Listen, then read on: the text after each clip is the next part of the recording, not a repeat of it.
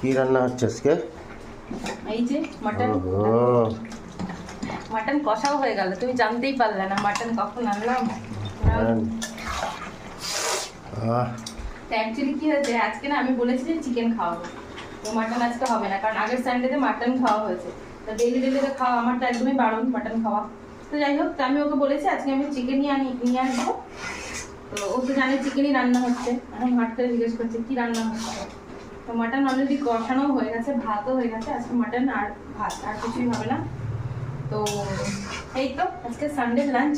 এটা কি হবে? এটা এখানে জল গরম হচ্ছে, জলটা প্লিজ, কড়াইটা যে অবস্থা, এটা ফেলে দিতে হবে কড়াইটা।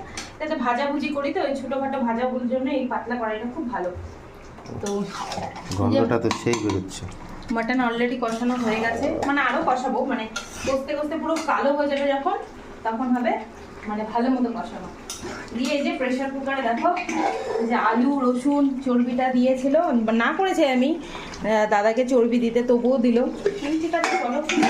তো এই তো আর কি হবে? আর কিচ্ছু হবে না, শুধু মাটন আর রাইস, আর কিচ্ছু না বাবু। বাস বাস, এদিকে ঘুরাও আমার দিকে, কথা কার সঙ্গে বলছো? শুধু মাটন দেখালে হবে? আমাকেও দেখাতে হবে না, রান্নাটা কি করছে সেটাও দেখাতে হবে নাকি? তো চলো একবার তোমাদের দাদাভাইকে দেখা, এই যে